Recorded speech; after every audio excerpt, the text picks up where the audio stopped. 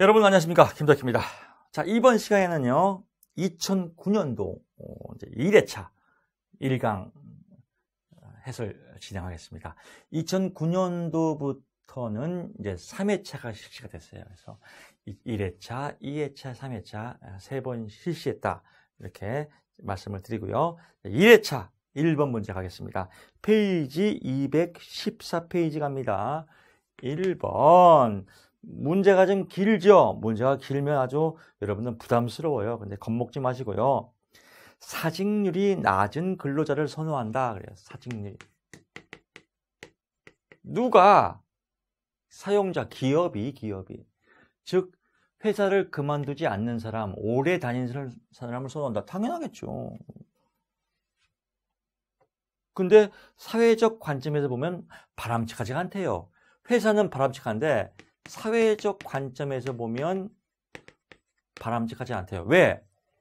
인력 시장이 고정되어 있기 때문에 그래요. 가장 대표적인 게 연공급이거든요. 연공급, 공무원 제도.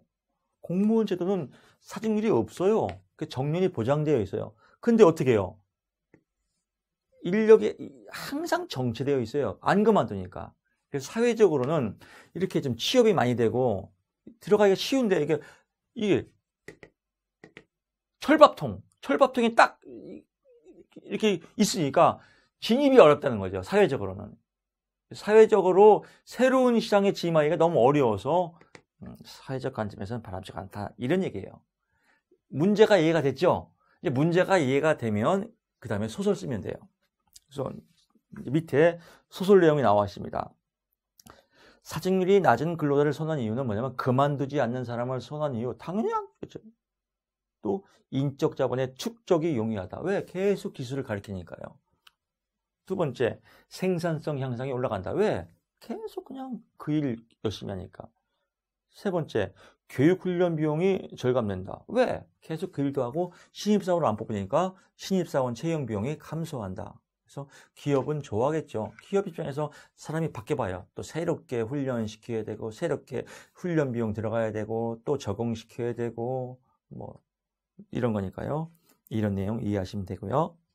그러니까 문제를 이해하면 내용은 쉬워요. 문제를 이해를 못하니까 내용을 매일 글씨만 외우는 거예요. 외우고 까먹고. 근데 사회적으로 왜 바람직하지 않냐? 아까 제가 전자에 얘기했지만 새로운 노동시장 진입이 어렵다. 왜?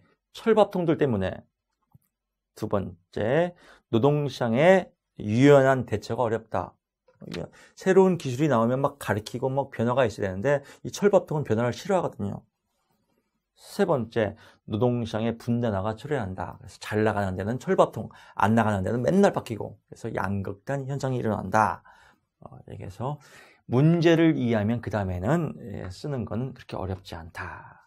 그래서 이 문제도 나올 가능성이 커요. 왜? 요즘 사회 현상이거든요. 근데 이런 문제 나오면 우리들은 땡 잡았어요. 왜? 다른 사람 모르거든요. 다른 사람 몰라야 우리가 땡 잡지 않습니까? 시험은 시험이니까. 시험 때만 이래요. 다른 거는 저도 인간성이 굉장히 좋아요. 시험이니까 일단 우리가 유리하지 않습니까? 운동 경기도 일단 이기는 게 우선 아니겠습니까? 2번 갑니다. 프로이드의 정신분석과 또 아들러는 프로이드의 제자예요. 그래서 개인 심리학에 대해서 비교하시오. 근데 개인 심리학이라는 표현을 여러분 잘 이해 못해요. 개인의 전생애예요. 전생애. 즉 아들러는 전생애를 강조했어요. 개인주의가 어떤 거냐? 아들러의 개인주의 상담이 어떤 뜻이냐? 아들러의 개인의 전생애주의 상담이다. 이걸 모르니까 매일 헷갈리는 거예요. 그래서 정신분석이다. 정신분석은요, 이제 교재에는 제가 지금 이렇게 서술로 남아있는데 좀 줄여도 됩니다. 프로이드는 과거를 중요시해요. 과거. 5세 이전에 결정됐다. 그래서 과거를 중요시하고, 아들러는 과거를 기반으로 해서 현재를 중요시한다. 이렇게 여러분 비교를 하면 돼요. 프로이드는 과거. 또 프로이드는 과거에 대한 결정론적 주장. 결정됐다 이거예요. 결정됐다. 근데 아들러는 결정된 게 아니라 사회적으로 계속 변화한다. 그래서 사회학적으로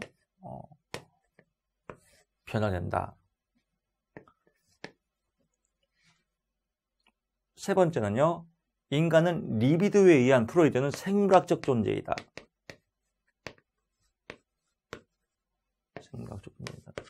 하지만 생물학적 리비도만 있는 게 아니라 일도 있고 또 사회도 있고 성도 있다. 그래서 세 가지가 계속 전생에서 돌아간다. 그래서 여러분 기억날 겁니다. 아들러의 주요 세 가지 과제, 성, 사회, 일. 이 성, 사회, 일에 대한 총체적 기능을 갖고 있다. 그래서 총체적 기능을 발휘한다. 다시 갑니다. 프로이드는 생물학적 관점, 아들러는 총체적 기능, 관점. 프로이드는 결정론적, 아들러는 사회학적, 과거를 중요시했다, 현재를 중요시했다, 이렇게 되고요. 추가적으로 보게 되면 프로이드는 자아, 이드, 자아, 초자에 분리된 존재이다. 아들러는 분리된 게 아니라 같이 묶어서 총체적으로 흘러간다. 이런 내용도 같이 들어가도 되는데 세 가지만 고르면 그냥 이렇게 쓰면 됩니다. 과거, 현재, 결정론, 사회학, 생물학적, 총체적. 그래서 이렇게 비교하시면 된다. 또는 이렇게 써도 돼요. 변화를 가서. 생물학적 존재이다, 사회학적 존재이다. 이렇게 써도 돼요. 서로 비교하는 게. 또 아까처럼 결정론적 존재이다, 총체적 존재이다. 이렇게 써도 되고요. 순서는 상관없습니다. 비교하는 내용이니까. 3번 갑니다. 집단 상담의 장점 5가지. 이것도 집단 상담 장점이 5가지만 되겠어요. 여러 가지지. 집단 상담은요, 상담을 할 때 보통 7명, 8명에서 이렇게 상담하는 거예요. 이렇게. 그래서 이거는 장점이니까 7명 정도 상담할 때 뭐가 좋냐? 첫째, 시간적, 경제적으로 효율적이다라고 보면 되죠. 요것도 2개를 뺄 수 있어요. 1번, 시간적으로 효율적이다. 2번, 경제적으로 효율적이다. 이렇게 뒤로 빼도 돼요. 다 맞는 답입니다. 2번, 개인 상담에 부담을 느끼는 내담자에게 효과적이다. 1대1 면대면으로 생각하면 좀 뻘쭘해요. 그런 사람한테 또 마주보고 하기가 좀 부담스러울 때 여러 명이서 이렇게 묻혀가는 상담이 더 효과적일 때도 있다. 3번, 비슷한 문제를 가진 사람끼리 의견을 교환함으로써 서로 공감대가 형성되는 거여서 집단원끼리 유대감과 친밀감을 유지할 수 있다. 이렇게 써도 되고요. 4번, 상담자보다는 동료의 의견을 더 잘 받아들이는 경향이 있다. 즉 예를 들면 상담자가 아무리 여러분 할 수 있습니다. 이렇게 동기부여해도 집단원끼리 우리 하자, 같이 하자. 이게 더 효과적이다라고 볼 수 있죠. 5번, 내담자의 사회성을 길러주고. 왜? 여러 명이서 같이 식사도 같이 하고 대화도 같이 하니까. 또 타인과의 관계에서 문제를 보고 또 상대방의 입장을 보고 내 입장을 또 서로 반영할 수 있고 이렇게 객관적인 사고 능력이 길러지겠죠. 그러니까 이런 내용을 갖고 글짓기 쓰면 돼요. 객관적인 이해 능력이 증진된다. 사회성이 길러진다. 타인의 의견을 더 잘 수용한다. 이렇게 이런 시간적으로 경제적이다. 또 효율적인 상담이 이루어진다. 이렇게 어쩌고 저쩌고 좋은 말씀이면 다 답이다라고 보면 되겠고요. 4번 갑니다. 생애 진로 사정의 구성 4가지를 쓰고 설명하시오. 생애 진로 사정이에요.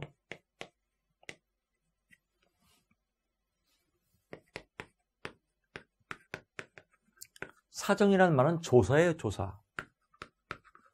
생애는 전생애, 진로는 삶의 인생. 그러니까 전생애의 삶에 대해서 조사하는 거예요.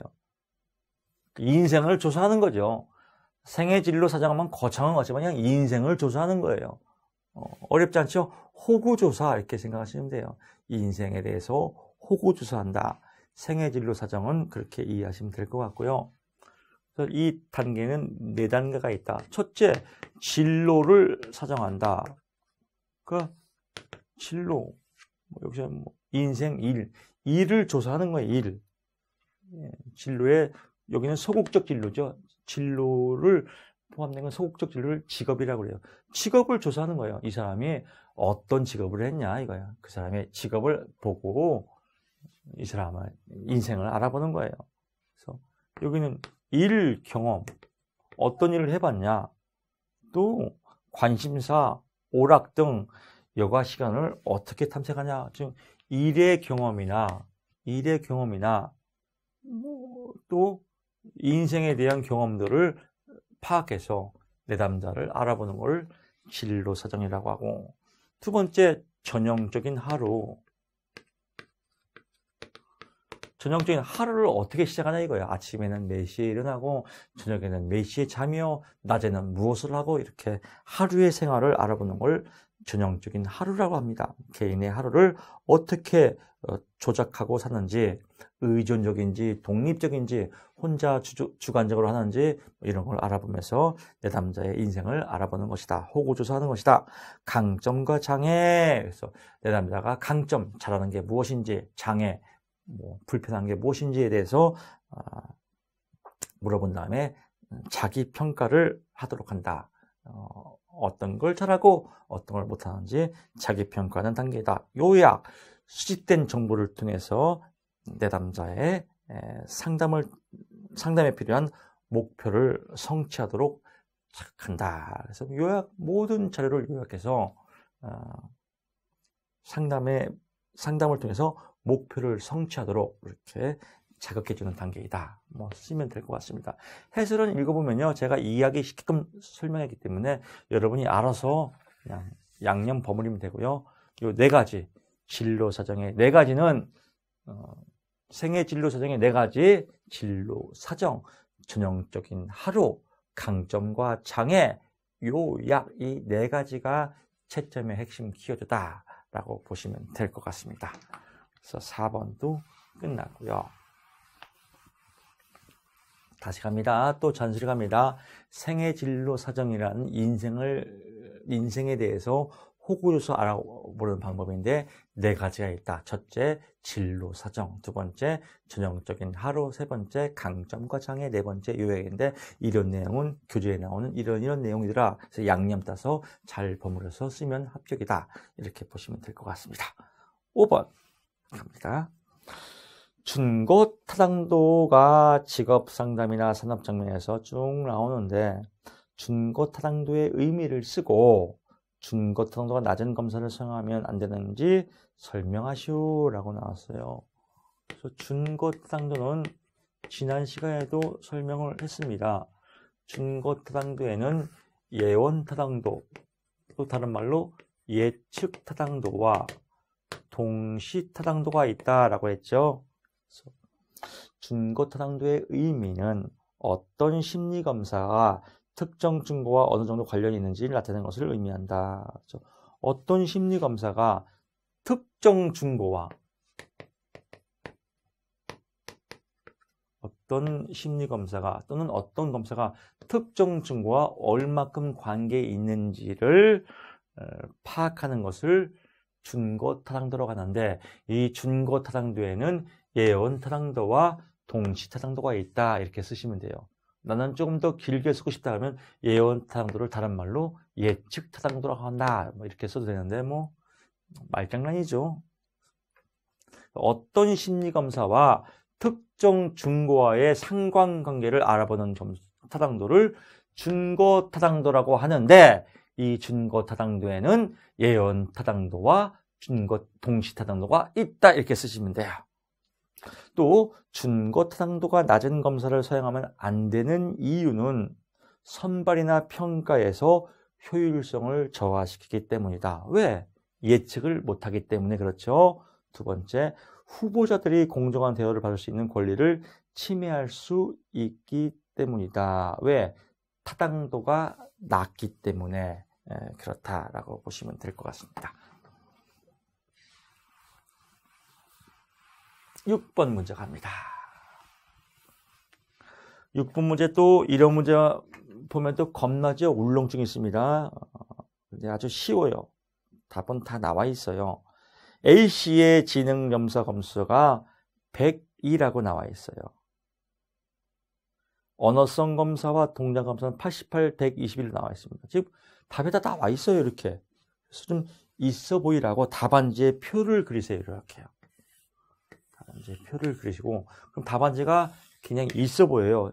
제가 모범답안에 표를 그려놨죠. 1번 A씨의 언어 검사는 88, 동작서 검사는 121, 전체 지능은 102 위에 나온 거 그대로 정리한 겁니다. 그리고 표를 그대로 위에 있는 표를 밑에대로 딱 내려보세요. 그러면 답안지가 굉장히 후광 효과가 있어요. 그리고 이제 분리가 되면 되죠. 기숫 어산 이공, 기숫 어산 이공 이거는 언어성 검사이고 또 이쪽에 빠차 토모바 빠진 곳 찾기, 차례 맞추기, 토막 짜기 이거는 동작성 검사다라고 해서 요거를 손을 딱 거주면 굉장히 있어 보여요. 퀄리티가. 그래서 이렇게 보고 밑에 지점수 마이너스 1, 지점수 12 이거는 플러스 2 이거는 지우세요. 여기까지 쓸 필요가 없습니다. 그래서 요 그림만 딱 써놓고 밑에 이제 해설을 봅시다. 지능 검사에 대해서 해석하시오라고 나왔으니까요. 여기는 정답에 1번, 2번 조금만 땡땡이로 1번 있는데 2번은 지우세요. 2번까지 여러분 쓸 필요가 없습니다. 그래서 1번만 쓰면 돼요. 그래서 A씨의 지능검사는 검사, 지능검사 해석 결과 해놓고 A씨의 전체 지능은 102는 보통 지능 수준이다. 언어 100이니까 보통이에요. 근데 언어성 검사는 점수가 좀 낮아요. 전체가. 그래서 언어성 검사는 88로 되어 있지 않습니까? 잘 써 있지 않습니까? 문제. 그러니까 언어성 검사는 조금 낮고 동작성 검사는 조금 높은 편이기 때문에 이렇게 언어성 검사가 낮고 동작성 수가 높은 경우에는 교육 수준은 낮지만 즉 교육 수준 낮지만 일상생활에 대처하는 대처 능력이 높은 사람으로 해석할 수 있다. 이렇게 보면 돼요. 해석을 하려고 하면 언어성 검사는 좀 떨어져요. 지능이. 근데 동작은 이렇게 적응력이나 손동작 이런 건 빨라요 또. 그러니까 학업 성적은 교육 수준 낮지만은 생활 적응 능력, 기술력은 높으므로 일상생활의 대처 능력이 뛰어나다 이렇게 해석을 하면 될 것 같습니다. 의외로 간단한 문제입니다. 2번은 지우세요. 이렇게만 쓰면 정답입니다. 7번 갑니다. 홀랜드의 6가지 성격 유형 이거 또 나왔네요. 그래서 또 나왔습니다. 이거는 여러분 다 이해했죠? 6가지. 또 한 번 할게요. 계속 나올 때마다 확인 사살, 현실형, 현타민의, 탐구형, 예술형, 사회형, 진취형, 환승형,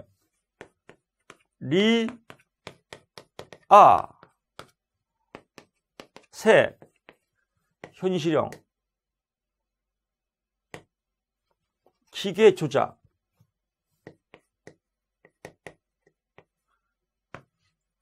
연구 탐구, 자유창조, 대인관계, 리더십, 세밀, 정밀. 기계조각을 좋아하고 반대 유형인 사회형의 대인관계는 싫어한다. 대표적인 직업군으로는 비행기 조종사와 농부가 있다. 탐구형, 연구 탐구를 좋아하고 반대 유형인 진취형의 리더십은 싫어한다. 대표적으로 연구가 탐험가가 있다. 예술형, 자유참고를 좋아하고 반대 유형은 세밀하고 정밀한 부분은 미흡하다. 대표적인 건 연예인이나 예술가가 있다. 뭐 사회형은 대인관계나 사람관계가 좋아하고 반대 유형인 현실형의 기계 조작이 미흡하다. 대표적인 직업군으로는 상담사와 교사가 있다. 진취형은 리더십을 좋아하며 반대 유형인 탐구형의 연구 탐구는 싫어한다. 대표적으로 기업가와 정책가가 있다. 관습형은 세밀하고 정밀하고 꼼꼼한 유형을 좋아하며 반대 유형은 예술형의 자유창조를 싫어한다. 대표적인 직업군은 도서관 사서, 은행원, 회계사 등이 있다. 뭐 이거 징그럽게 씁니다. 아주 눈 감고도 쓸 것 같아요, 여러분. 그렇죠?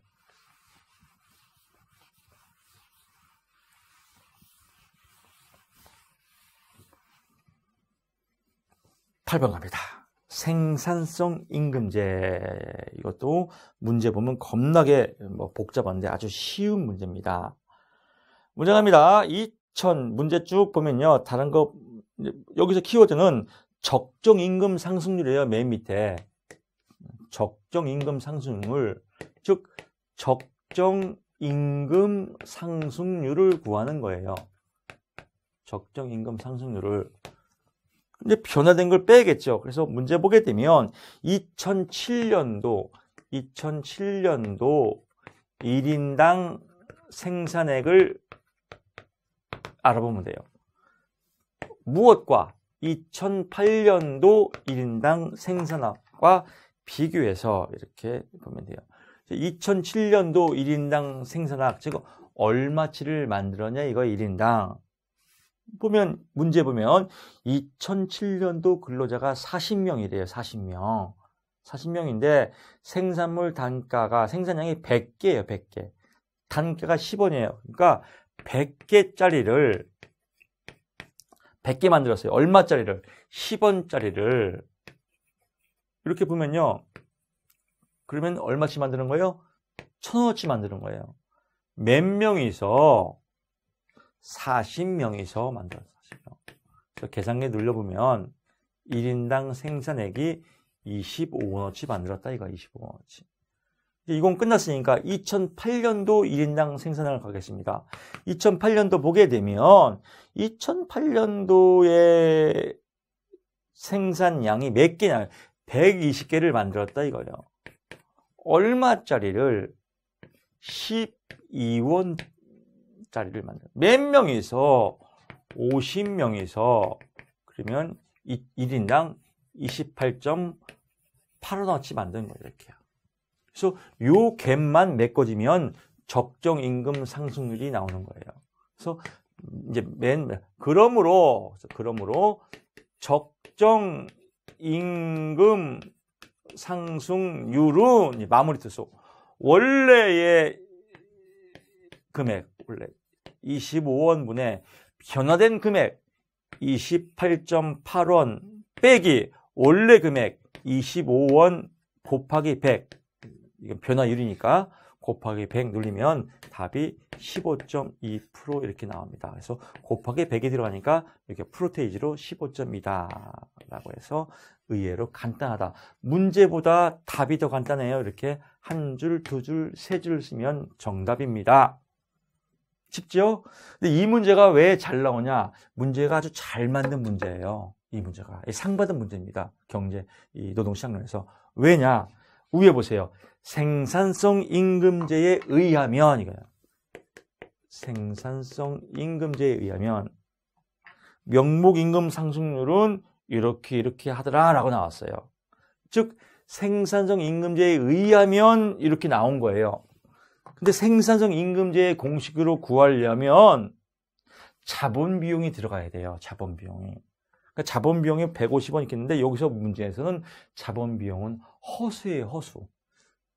즉 생산성 임금제로 계산하라고 허수를 집어넣은 거예요. 그래서 여기에 걸려 들어간 사람은 답이 16% 나와요. 계산이. 그러니까 시중에 있는 교재가 16%가 나온 교재는 무조건 다 오답이에요. 무조건 다 0점처리예요. 그걸 이용해서 낸 문제거든요. 즉 생산성 임금제로 계산하면 16%인데 그건 다 오답이에요. 생산성 임금제에 의하면 계산이 나왔다가 이걸 물어보는 게 아니라 적정 임금 상승률을 물어보는 거예요. 그래서 적정 임금 상승률을 구할 때는 자본 비용을 빼고 계산해야 돼요. 생산성 임금제로 나오면 자본 비용을 넣어야 되지만, 그래서 자본 비용을 넣으면 16%로 이렇게 오답이 나오도록 유도한 문제이기 때문에요. 16%로 배운 사람은 이거 바꾸십시오. 16% 오답입니다. 답이 15.2%다라고 해서 이 문제도 잘 나옵니다. 다만 이 문제가 나올 때 2007년, 8년 이 숫자는 변경돼요.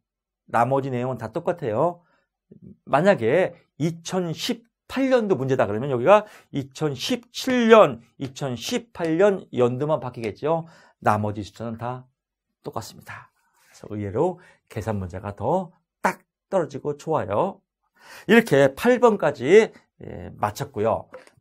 오늘은 여기까지 1강 마치겠습니다. 다음 시간에 9번부터 2009년도 또 2강 안내하겠습니다. 여러분 오늘 강의 듣느라고 고생 많이 하셨습니다. 다음 시간에 뵙겠습니다. 고맙습니다.